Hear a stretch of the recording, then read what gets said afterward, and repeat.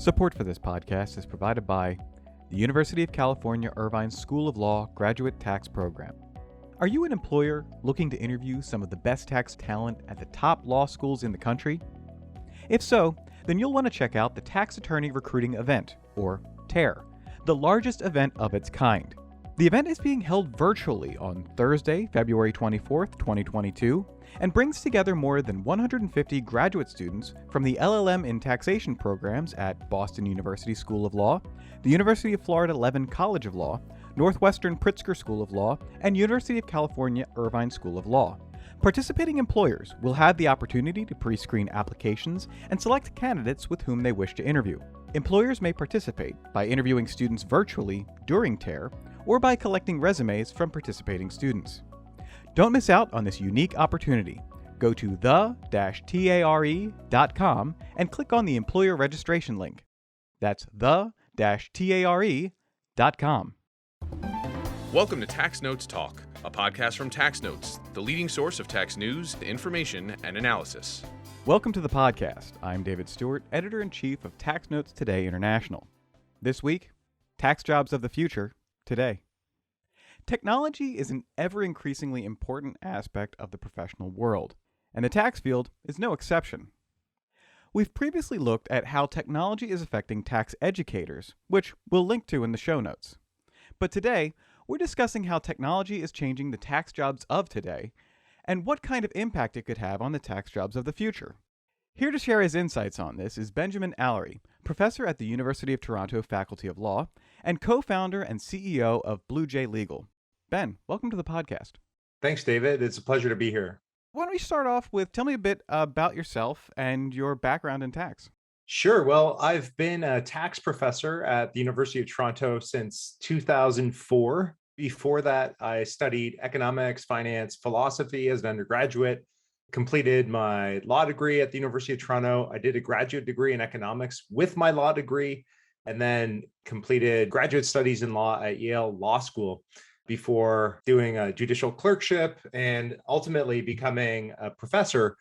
It was while I was a law student that I totally fell in love with tax. I had some exposure to tax and public finance as an undergraduate, but it was really as a law student that I got totally fascinated by tax and really started to understand its social, political, economic importance, and really just fell in love with a lot of the philosophical problems, the policy problems, and really wanted to make a career out of tax. And so I've been at this for quite a while. Over the past several years, I have made a bit of an addition to my academic career, which is started Blue Jay and started to leverage technology in the tax space. So to complement my interest in tax, really leveraging technology now to improve our understanding of tax. And ultimately, the goal is law more generally. Yeah, I always find it fascinating. I love asking people how they wound up in tax, and the story always comes out, roughly the same. It's always sometime during law school. Oftentimes there's some professor that just was super interesting, and that's how people wound up here. Yeah, in my case, it was precisely that. So I'd had some earlier exposure to public finance, and I took accounting courses as an undergraduate, and it didn't light the spark for me. But what really lit the spark for me was taking income tax law with Professor David Duff at the University of Toronto. Now, Professor Duff has since moved to the University of British Columbia, but he really kindled my interest in tax, and that was fostered as well when I did my graduate studies in law at Yale, and I took income tax law with Michael Gratz and took additional tax courses and really just fell into it head over heels. So this Blue Jay legal firm, and you're talking about use of technology in tax research. First of all, tell me how this got started and what is the technology allowing you to do? Sure. I think there's a very long origin story, which probably we're not going to accommodate in this podcast. But the very quick version of the story is that it came out of my role as associate dean at the law school at the University of Toronto. And we were doing a curricular reform of the JD program. So looking quite deeply at, okay, how are we delivering a law school education now? What are the appropriate building blocks?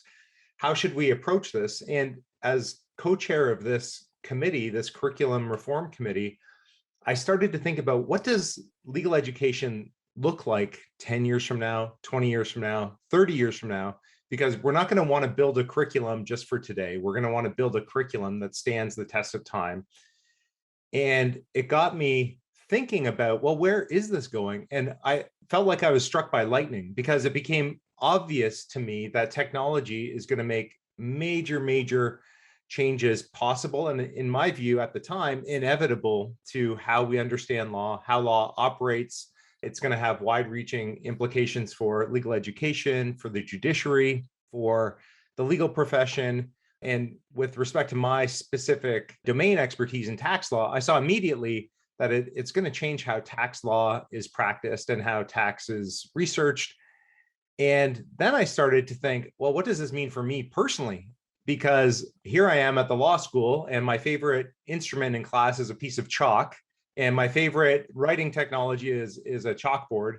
And I suppose I could stay at the law school, chalk in hand for the next 2 decades or 3 decades, see my career through to the normal end of an academic career, and watch as what I regard as totally inevitable changes happen to tax and happen to law more generally. Or it struck me, I could become part of the movement to use technology, incorporate technology, and improve the tax system, improve research about taxes, improve the legal system. And I got to thinking this would be a very wise thing for me to do, with the following questions, right?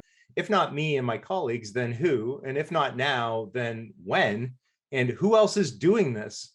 And it struck me that it wasn't going to be folks who are in elite tax practices who are going to take a step back and figure out, okay, how do we build something using technology that's going to be helpful in tax? Because they're extraordinarily busy. They have clients who are quite demanding. They have great practices, and they're probably fully engaged with that, and probably more than fully engaged, probably working 20 or 30% more than they would want to.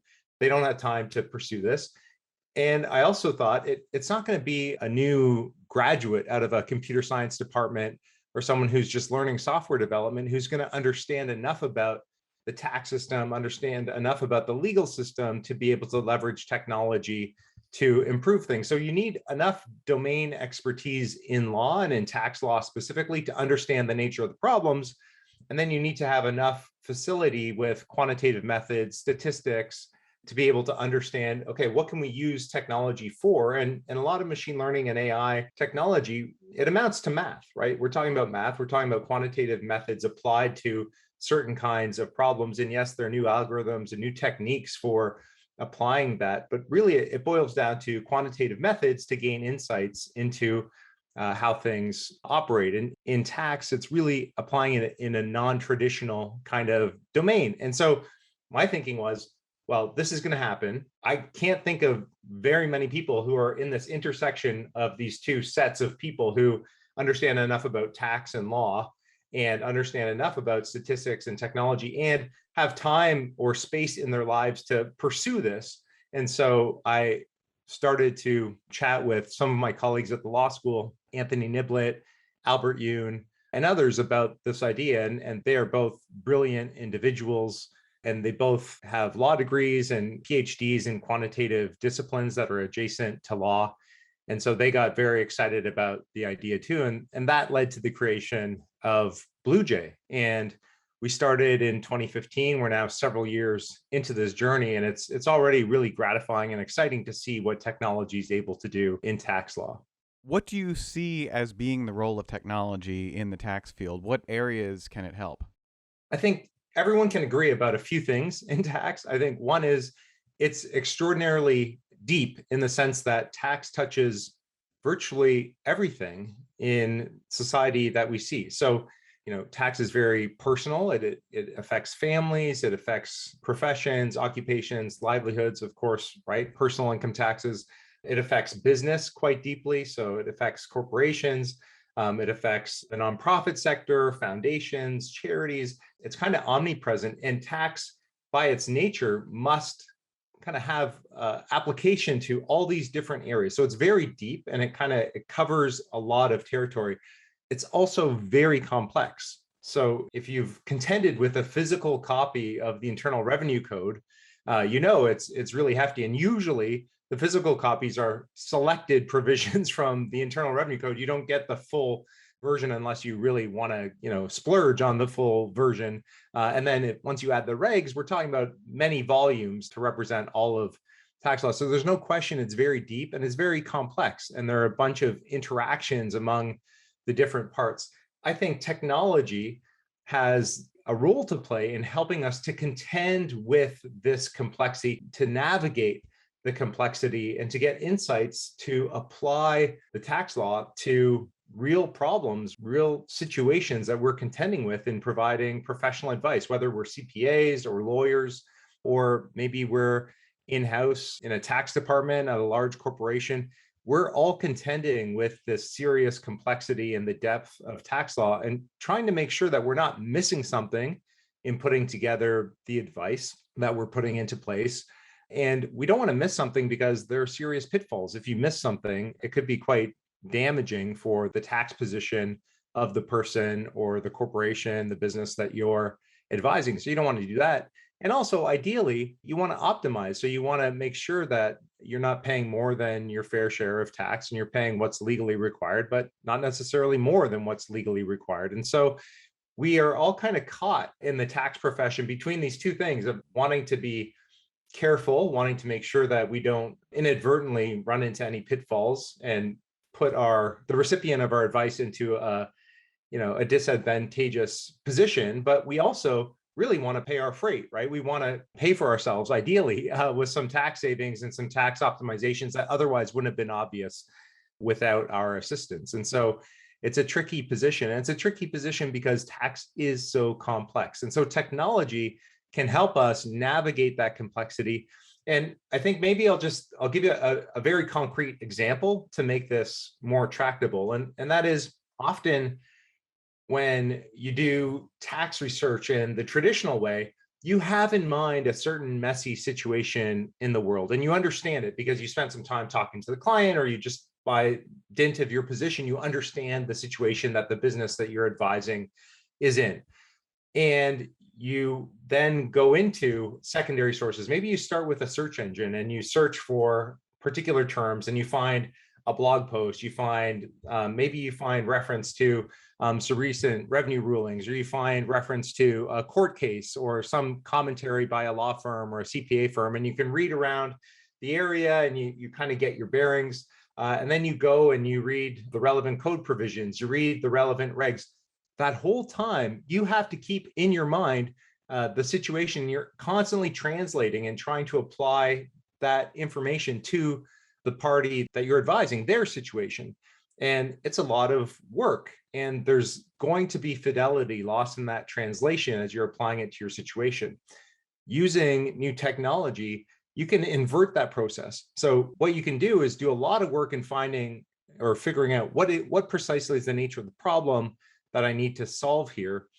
Using BlueJay's system, you find the problem, the module that corresponds to the problem that you have, and the system will ask you questions about the situation. It will elicit from you the information necessary to get to a good answer and a really strong starting point for additional research on that situation. And so it kind of flips it on its head a little bit. So the system's asking you for the information, and then it will take, all the cases, all the rulings, all of the source information available in tax law, apply it to the facts as you've stipulated them to the system, and advise you on the basis of the scenario that you're presenting to BlueJay.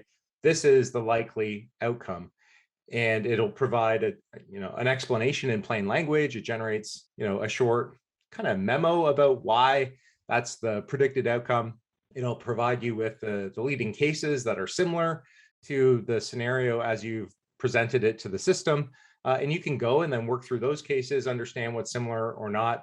And it just opens up a different way of thinking about tax research that doesn't put all of the weight on you.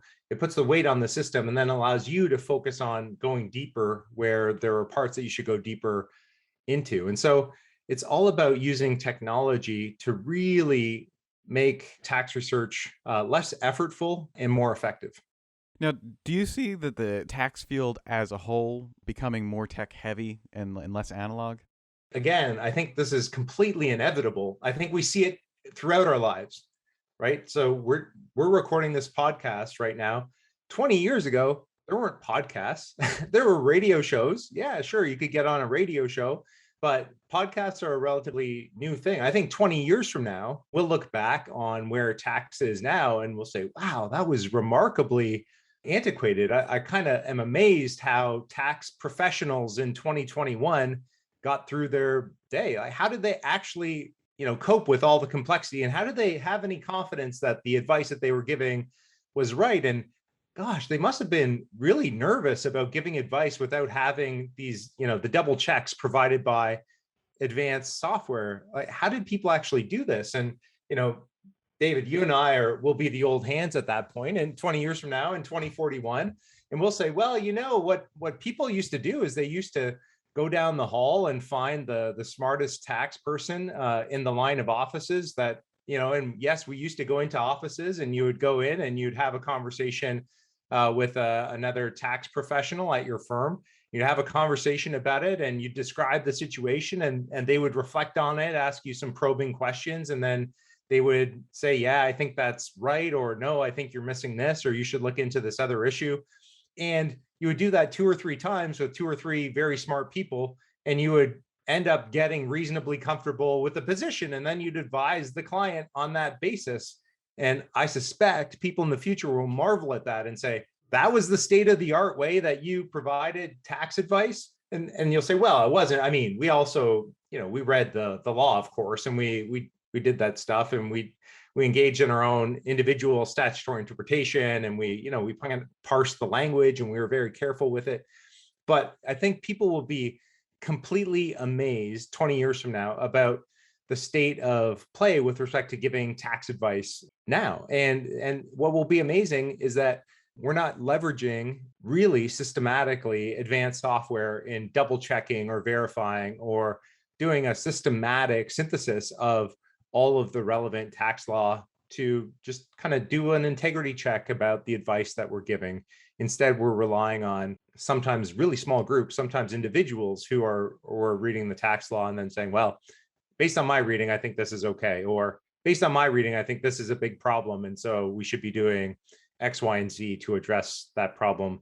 And I think it'll kind of be like how I struggle to imagine what life would have been like 150 years ago before the widespread electrification of North America. And if I didn't have the electrical grid and I couldn't rely on a lot of electrical appliances, and never mind information technology, I'm kind of amazed how folks would have muddled along in 1870 without widespread electrification. It's really kind of impressive to me. And I'm curious about, like, how did that actually work? I think as we see technology improve exponentially over time, we see a compression in the length of time, in calendar time, that it takes to see really amazing progress. And so I think the 20 years between now and 2041 are going to see, the same magnitude, possibly more, in terms of technological change that we've seen between 1870 and now. Support for this podcast is provided by SafeSend. When the whole world is short-staffed, it's more important than ever to assess current firm processes and make improvements. How can you do more with less? Invest in an automation solution that will save your admin staff hours on assembly, delivery, and e-signing of tax packages. SafeSend Returns automates the last mile of tax engagement, saving your firm valuable time and making staff happier. Schedule a demo to experience this automation solution for yourself at safesend.com. That's safesend.com. Now, as a professor, you are educating the next generation of tax professionals. So there's a workforce coming into what could become a more tech-centered profession.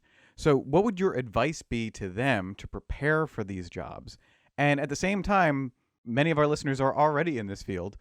What would be your advice to them to stay up to date and be prepared as this transition is happening?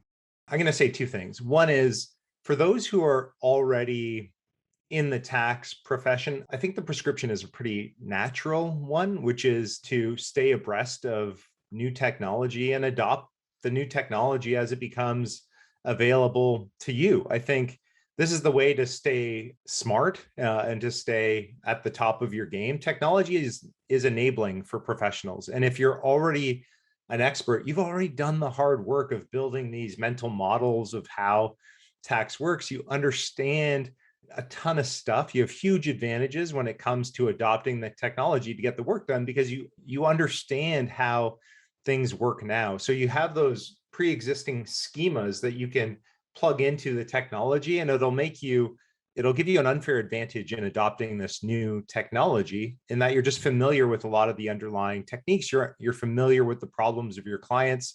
You know how to interact with your clients. Like, those are major advantages. So the way to stay relevant is to adopt the new technology that is going to improve certain slices of the work that you do. And that's going to maintain your relevance and really maintain happy clients, robust business, and that sort of thing. So that's for the folks who are already in the tax industry, are already experts. I think that's relatively clear and straightforward advice. I think it's somewhat more challenging when you think about, okay, so if I'm entering the profession now, maybe I don't have those well-honed instincts for the kinds of tax problems that my clients are going to be confronting. Maybe I'm not a tax expert yet. I'm not a tech expert yet. And, everything feels very inchoate and uncertain, and I don't know where I should go. As I hear you ask the question, I'm reminded of this idea of talent stacking, or it's sometimes called, I think, skill stacking, that I think I first heard from a guy named Scott Adams, who is the creator of the Dilbert cartoon. And I found this very interesting. It goes something like this. Scott says that, there are different ways to be extraordinary in your career. One way to be extraordinary in your career is to just invest in one thing and become the absolute best in the world at that one thing. And then you'll be very successful, kind of like automatically, because you are like the winner. You're like the gold medalist at this thing that you've like really dedicated yourself to becoming the number one person in.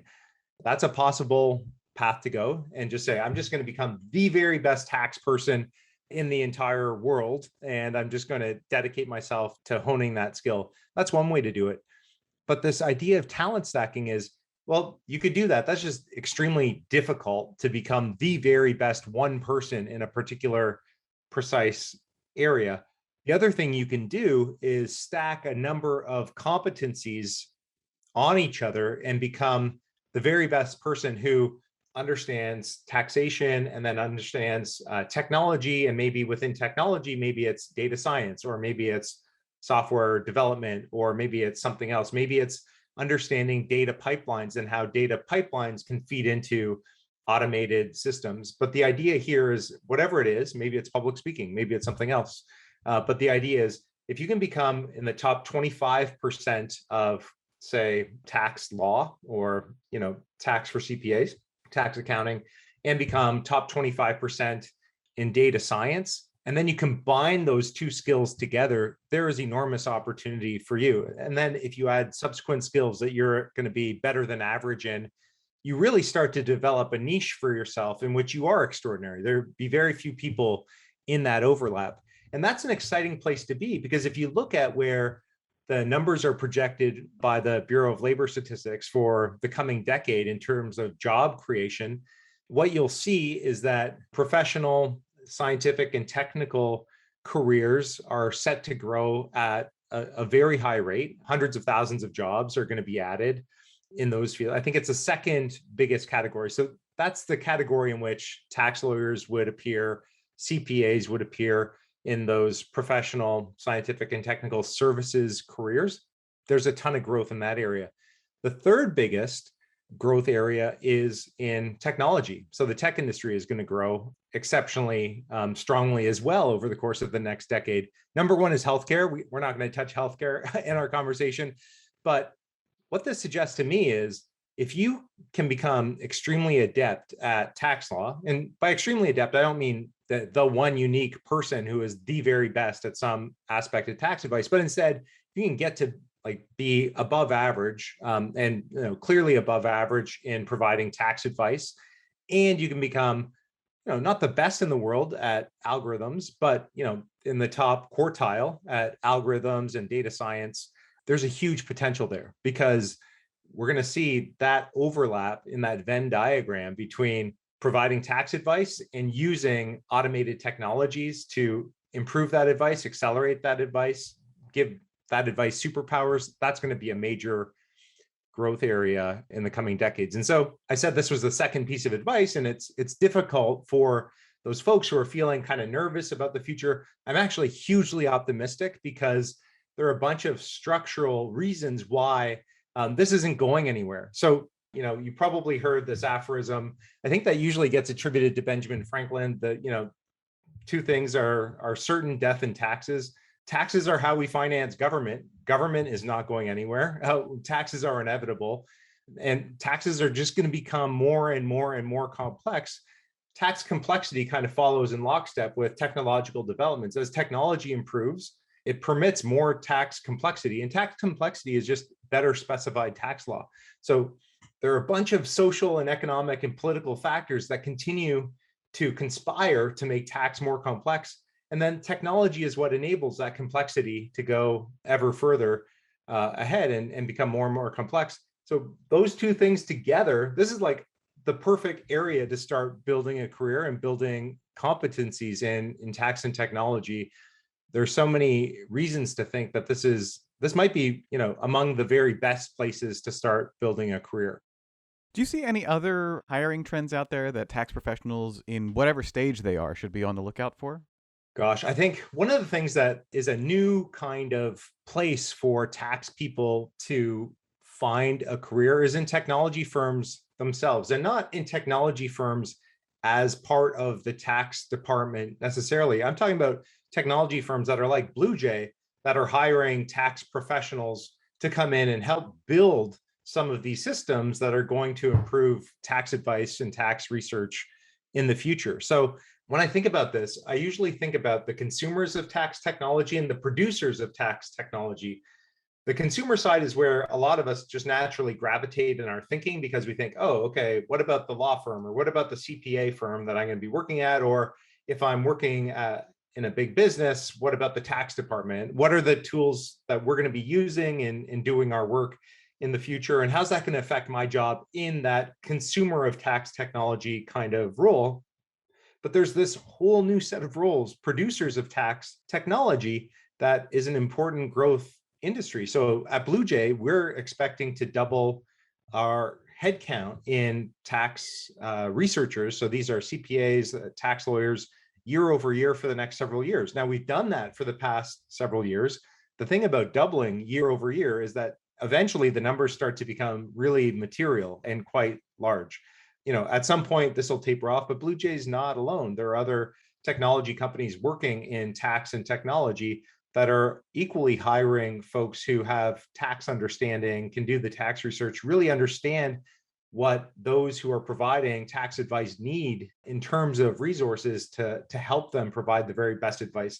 There's a huge growth area among technology firms that are looking for tax professionals, not simply to provide tax advice to that tech company, but also to build the tools that other tax professionals are going to use in providing their advice. So I have a front row seat for this, and I'm interviewing people all the time. This is like a nonstop thing for me. Almost every day I'm interviewing tax lawyers and explaining what life at a technology firm would be like for these tax lawyers, for these CPAs who are interested in tax and technology as a producer of these solutions. It's a very different kind of role. And as the industry develops, there are going to be more and more of these roles, and they're going to become more and more specialized on the producer side, just as we see a ton of specialization on the consumer side of tax technology.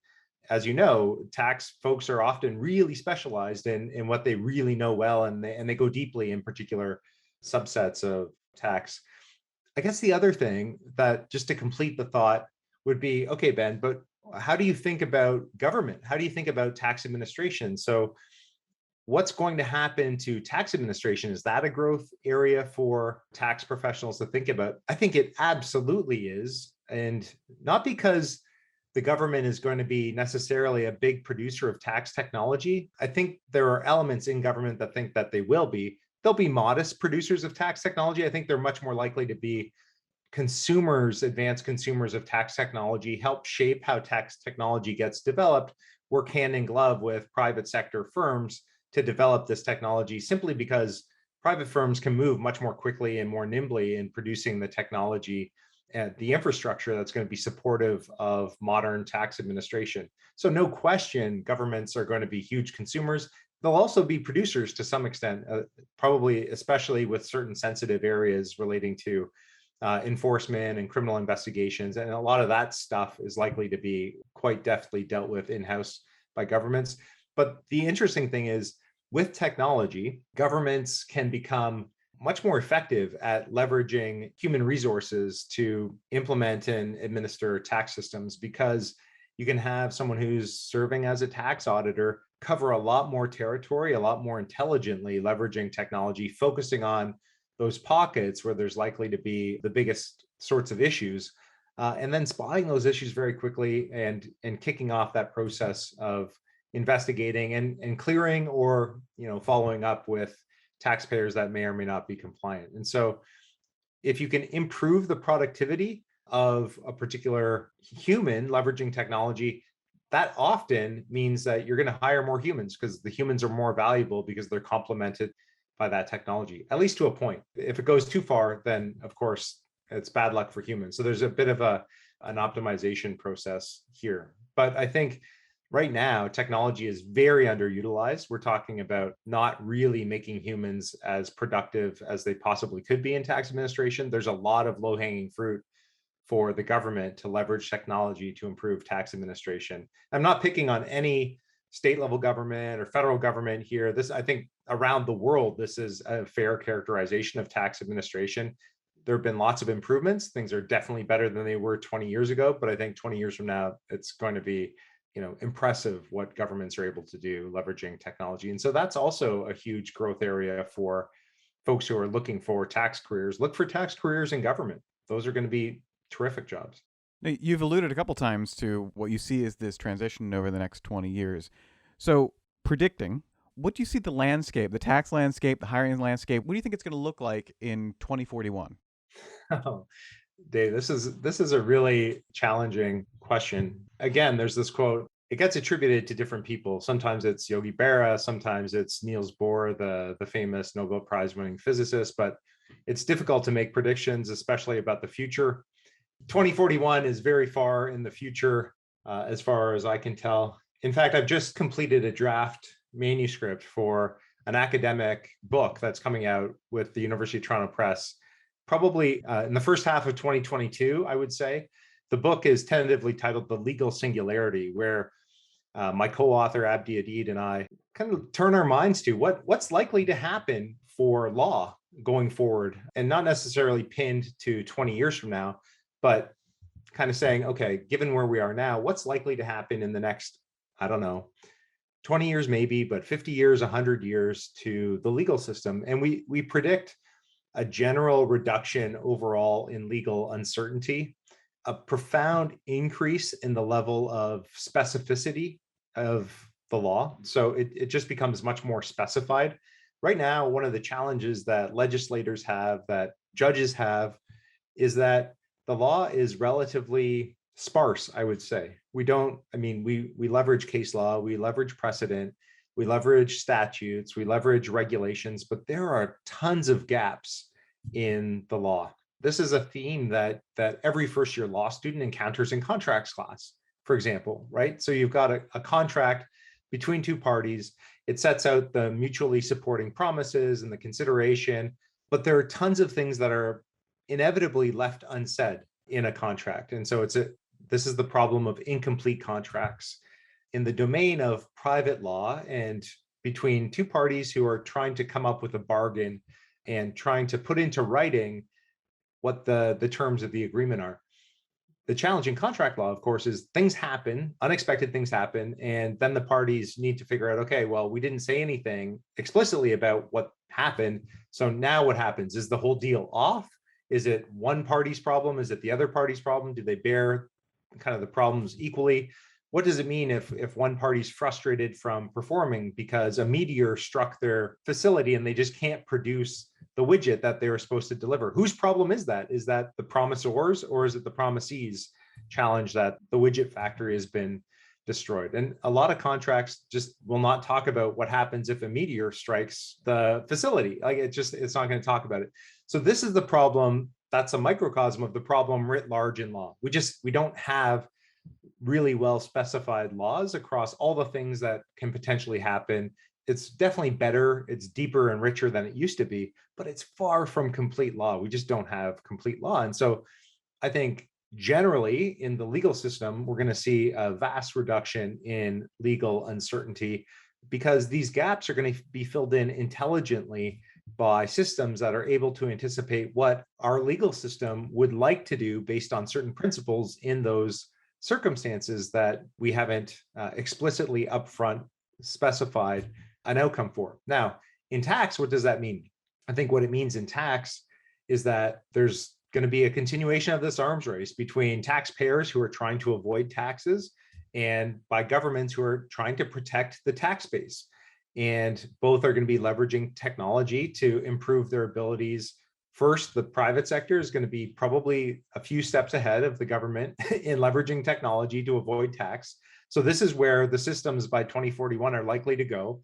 They're probably going to be extremely adept at finding wrinkles in tax law as it's promulgated and coming up with optimal strategies to avoid tax based on the law as it's written, as it stands. Governments are going to be leveraging similar technologies to come up with patches to the tax law to counteract those new tax avoidance strategies that those tax optimizing bots are coming up with on the private side and implementing algorithmically patches to the tax law. And it doesn't take a ton of imagination to see that when both sides are leveraging technology in this arms race, it's going to move in the direction of completing tax law. So there will be less uncertainty in tax law. Things will tend to be pretty well understood. You'll know what the tax consequences are. There'll be a ton of pressure on unfair tax laws. So unfair tax laws will tend to get amended quickly. There'll be political pressure marshaled to combat those unfair tax laws. There's going to be sophisticated policy arguments about what makes for an optimal tax system. So I don't know if 2041 is the right year, but I think this thought experiment, this intuition does tend to push in the direction of having much better specificity in tax law. And then, a lot of tax professionals will be involved in operating this system because the system is not going to operate autonomously. There's a lot of engineering work that needs to go into building these tax optimization engines, whether you're trying to protect the tax base or you're trying to minimize the amount of tax that has to be paid. This is a really challenging optimization problem, and the underlying technologies, social realities are going to be changing all the time. And so there's going to be a major industry of folks who are operating on this giant system. And this is just in tax, right? But there'll be similar systems, I would argue, or be part of a much larger system where the legal system is going to be, basically fed and maintained and nurtured and brought along, and judges will play a role, and legal professionals are going to play a role, politicians are going to play a role, legislators, policymakers, philosophers. This is going to be a very active space. It'll be different than what we see now, and I think it'll be disquieting. I think a lot of my colleagues at the law school would be pretty disquieted to hear me talk in this way. But I think I'd explain to them, it's not that much different. A lot of what we do as legal academics is critique, criticize, find fault with Supreme Court judgments, find fault with, new legislation, criticize how, discretionary powers are being used by whether it's the police or by regulatory agencies and others. We're already kind of the gadflies of the legal system. I just think this is going to become something that is supercharged with technology. Well, it sounds like we have some interesting decades ahead. Ben, this has been a great conversation. Thank you for being here. Thanks for having me, David. It's been a real pleasure. And now, coming attractions. Each week we highlight new and interesting commentary in our magazines. Joining me now is Acquisitions and Engagement Editor-in-Chief, Paige Jones. Paige, what will you have for us? Thanks, Dave. In Tax Notes Federal, Jeffrey Gould contends that the Build Back Better Act's amendment of the foreign tax credit provisions would impose double taxation on U.S. citizens who are resident in treaty countries. Frank Colella examines the Crispino decision and argues that it all but seals the validity of regulations regarding the common law mailbox rule. In Tax Note State, 3 KPMG practitioners examine the application of Section 304C to public mergers and acquisitions transactions. Kathleen Quinn and Arthur Rosen explain that a recent New York ruling reflects a larger trend of taxpayers successfully challenging taxes that the state has attempted to impose on sales of services using software. In Tax Notes International, Kathy Nicolo-Mañez and Yu Chen Wu compare representative best practices regarding beneficial ownership and draw policy implications from those best practices. Jeff Ferry and David Morse examine the advantages and disadvantages of Pillar 1's proposed tax reforms for the digital economy. And finally, in featured analysis, Marie Sapiri highlights Democratic lawmakers and coalitions that have been influential in shaping the budget reconciliation legislation still being considered in Congress as 2021 draws to a close. That's it for this week. You can follow me online at TaxStew, that's STEW, and be sure to follow at Tax Notes for all things tax. If you have any comments, questions, or suggestions for a future episode, you can email us at podcast@taxanalyst.org. And as always, if you like what we're doing here, please leave a rating or review wherever you download this podcast. We'll be back next week with another episode of Tax Notes Talk. Tax Notes Talk is a production of Tax Notes. You can learn more about us by visiting www.taxnotes.com/podcast. When major media wants the straight story, they turn to Tax Notes. Thank you for listening, and join us again for another edition of Tax Notes Talk. Want more like this? Subscribe for more tax videos. Special thanks to our executive producers Jasper Smith and Paige Jones, showrunner and audio engineer Jordan Parrish, and guest relations coordinator Christa Goad.